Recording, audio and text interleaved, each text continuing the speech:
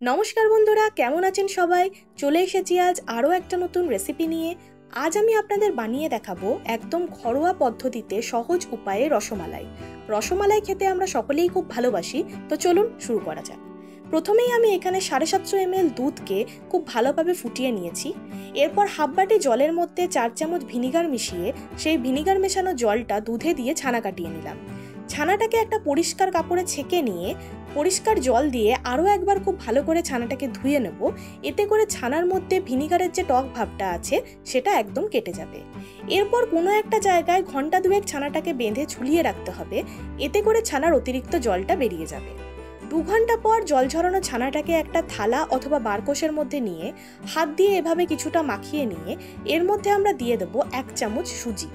সুজি দেওয়ার পরে মিনিট 5 সময় ধরে হাতের তালু দিয়ে এইভাবে ঘষে ঘষে ছানাটাকে খুব মোলায়েম করে মাখতে হবে। ছানা মাখা যত মোলায়েম হবে রসগোল্লা তত নরম হবে।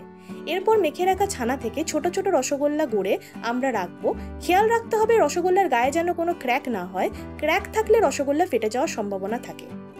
আমরা এবারে চিনির শিরা তৈরি করব। তার জন্য 1 বাটি চিনি আর 3 বাটি জল ভালো করে ফুটিয়ে নিয়ে সেই শিরাটা যখন টকবক করে ফুটবে তখন সেই চিনির শিরার মধ্যে তৈরি করে রাখা রসগোল্লাগুলো দিলাম। এরপর আমরা হাই হিটে মিনিট 5 ঢাকা দিয়ে এটা রান্না হতে দেবো। আরেকদিকে আমরা হাফ বাটি গুঁড়ো দুধের মধ্যে অল্প একটু কেশর আর উষ্ণ গরম জল মিশিয়ে এইটা একটা মিশ্রণ তৈরি করে রাখবো। এই গুঁড়ো দুধের মিশ্রণটা আমরা মালাই তৈরির সময় ব্যবহার করব। গুঁড়ো দুধ দিলে মালাইয়ের টেস্ট খুব ভালো হয় আর মালাইয়ের ঘনত্বও বাড়ে। মিনিট 5 পরে রসগোল্লাগুলো রসটা একটা ছালনি দিয়ে এভাবে নাড়িয়ে দিয়ে আরও 7 থেকে 8 মিনিট মিডিয়াম হিটে ঢাকা দিয়ে রান্না হতে দেবো। মালাই তৈরির জন্য আমি এখানে 500 মিলিলিটার দুধ দুটো গোটা এলাচ দিয়ে ফুটিয়ে নিয়েছি কম আঁচে এবং এটাকে ঘন করে নিয়েছি কিছুটা। এরপর আমরা এর মধ্যে দিয়ে দেবো কেশর মেশানো দুধ। 7-8 মিনিট পরে রসগোল্লাগুলো তৈরি হয়ে গেলে সেগুলো চিনি রস থেকে ছেঁকে তুলে রাখবো। এরপর মালাইয়ের মধ্যে আমরা পরিমাণ মতো চিনি আর তৈরি করে রাখা রসগোল্লাগুলো দিয়ে আরও মিনিট 5 কম আঁচে এটা রান্না হতে দেবো।